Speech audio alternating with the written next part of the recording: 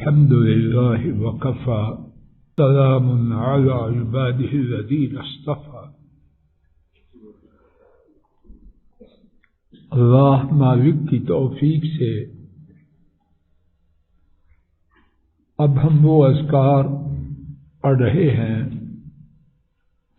جو ہر شر سے کفایت کرنے والے ہیں. اس بارے میں ثابت شدہ ایک وظیفہ مبارکہ یہ کسی غیر نبی کا نہیں، نبی محترم صلی اللہ علیہ وسلم کا بتلایا ہوا. ایک پڑھ چکے ہیں، آج رب کریم کی توفیق سے ایک اور پڑھتے ہیں. حضرات ائمہ صفحہ نمبر 49. حضرات ائمہ ابو داؤد، ترمذی اور نسائی نے حضرت عبداللہ بن خبیب رضی اللہ عنہ سے روایت کیا کہ انہوں نے بیان کیا، ہم ایک بارش اور شدید تاریکی والی رات میں رسول اللہ صلی اللہ علیہ وسلم کی تلاش میں نکلے کہ وہ ہمیں نماز پڑھائیں. انہوں نے بیان کیا، سو جب میں نے حضرت صلی اللہ علیہ وسلم کو ڈھونڈ لیا. معلوم ہوتا ہے کہ یہ سفر کا واقعہ ہے، اللہ بہتر جانے. سو جب میں نے حضرت صلی اللہ علیہ وسلم کو ڈھونڈ لیا تو حضرت صلی اللہ علیہ وسلم نے فرمایا، تم کہو، مراد یہ ہے کہ تم پڑھو. تو میں نے کوئی چیز نہ کہی. حضرت صلی اللہ علیہ وسلم نے فرمایا، تم کہو، دوسری مرتبہ. تو میں نے کچھ بھی نہ کہا. حضرت صلی اللہ علیہ وسلم نے فرمایا، تم کہو، یہ تیسری مرتبہ. خاموش ہیں ادب کی وجہ سے.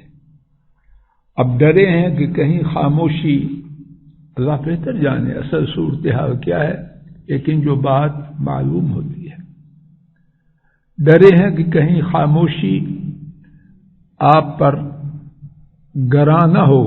تو عرض کیا، میں کیا کہوں؟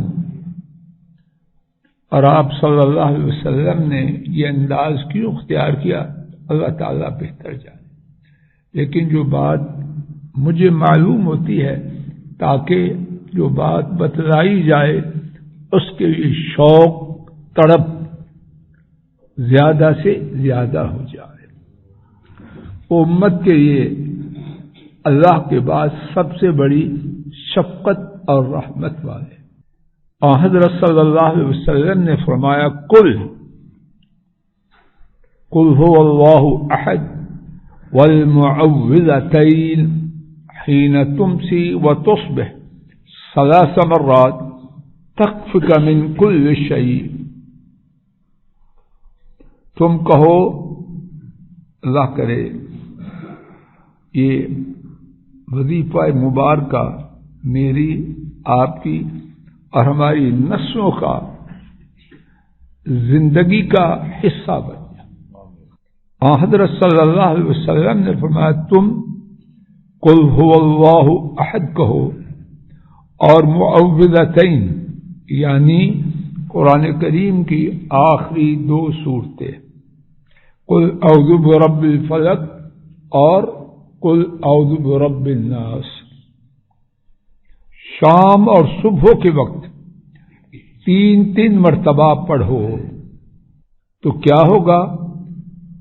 تو تمہیں یعنی ان کا پڑھنا ہر چیز سے کفایت کر دے گا. تمہیں ان کا پڑھنا کیا فائدہ ہوگا؟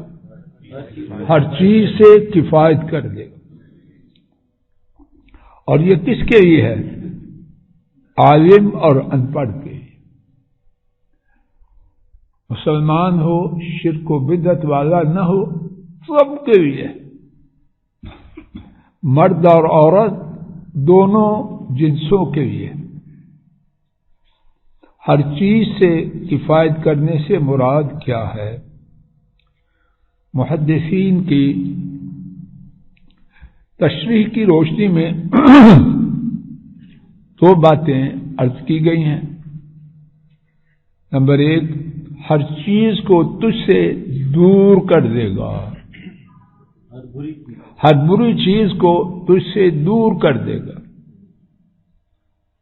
یا تجھے اللہ تعالی سے پناہ طلب کرنے والے دیگر سب اوراد سے مستغنی کر دے گا، اور کچھ نہ پڑھ سکے تو ان کا پڑھنا ہی تجھے سب سے بے نیاز کر دے۔ یہاں کتنی باتیں ہیں، ان کی طرف مجھے اور آپ کو توجہ دینا ہے۔ ایک یہ ہے کہ کوشش کریں ان وظیفوں کو اپنی زندگی کا حصہ بنائیں جن کی صداقت، قطعیت، حتمیت اور یقینی ہونے میں رائے برابر شبہ نہیں۔ قرآن و سنت کے علاوہ کسی کی بھی جو بات ہے اس میں گنجائش ہے، اور اس میں دوسری بات یہ ہے، اس کا معنی یہ نہیں کہ اور کسی چیز کے قریب نہ جائیں۔ جو ابھی ہم نے جو کل پڑھا سورہ البقرہ کی آخری 2 آیتیں کہ رات کو پڑھنے سے کیا ملتا ہے، اب یہ حدیث سن لی تو وہ چھوڑ نہ دے، خیر ہے، سمندر ہے، بازار کھلا ہے، جتنا دامن بڑھ سکیں بڑھے۔ اور ایک بات یہ ہے، اگر کوئی پریشانی میں ہو خود یا کوئی دوسرا، تو اوراد اور وظائف بیان کرتے ہوئے اتنی کثرت نہ کریں کہ یہ بجائے خود اس کے لیے ایک پریشانی بن جائے۔ جو اس کے لیے سہل ہے، میسر ہے اور قرآن و سنت سے ثابت ہے، وہ بہت کافی ہے۔ اس بات کا بہت خیال رکھنا چاہیے۔ پریشان لوگوں کی پریشانی میں دین کے نام پر اتنے وظائف بتلا دی کہ وہ کہتا ہے میرا بیٹا تو غرق ہے، نہ میں کر سکتا ہوں، میرے بس سے باہر، نہ ایسا نہ کریں۔ رات میں حافظ حماد ماشاءاللہ بڑی خوبصورت بات ہے، قرآن کریم میں مصیبت میں بطور امتحان آئے ہوئے انبیاء کی ایک دعا کا ذکر ہے، لا الہ الا انت، حضرت یونس علیہ السلام کی، اور تو کسی دعا کا، اور اس کا یہ معنی نہیں انہوں نے اور کچھ دعا نہ کی، لیکن ایک دعا مصیبت سے نجات دینے کے لیے شافی اور کافی ہے۔ حضرت ایوب علیہ السلام انہوں نے ایک دعا کی، وَأَيُّوبَ إِذْ نَادَى رَبَّهُ أَنِّي مَسَّنِيَ الضُّرُّ وَأَنْتَ أَرْحَمُ الرَّاحِمِينَ۔ اسی سے جو نتیجہ نکلا اللہ نے بیان کیا۔ دوبارہ عرض کرتا ہوں، اسی پر آج کا سب ختم ہے۔ اگر کوئی اس قسم کا وظیفہ ملے تو باقی سے منہ نہ موڑے، بقدر استطاعت، اور خصوصاً آرام کے زمانے میں جتنا دامن بھر سکے بھرے، لیکن پریشانی کے عالم میں اتنے وظیفے کوئی کسی کو نہ بتلائے کہ یہ بجائے خود ایک پریشانی بن جائے۔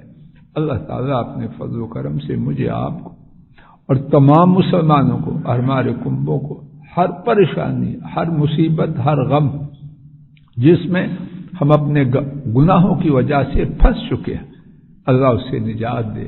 وصلی اللہ تعالی علی خیر خلقہ وعلی آلہ واصحابہ وأهل بيته وأتباعه إلى يوم الدين۔ السلام علیکم ورحمۃ اللہ۔ یہ ڈاکٹر فضل الہی صاحب کا آفیشیل یوٹیوب چینل ہے، اس کو لائک، سبسکرائب اور شیئر کریں، اور بیل آئیکن پریس کریں تاکہ نئے آنے والی ویڈیوز کا نوٹیفیکیشن آپ کو موصول ہو سکے۔ جزاکم اللہ خیر۔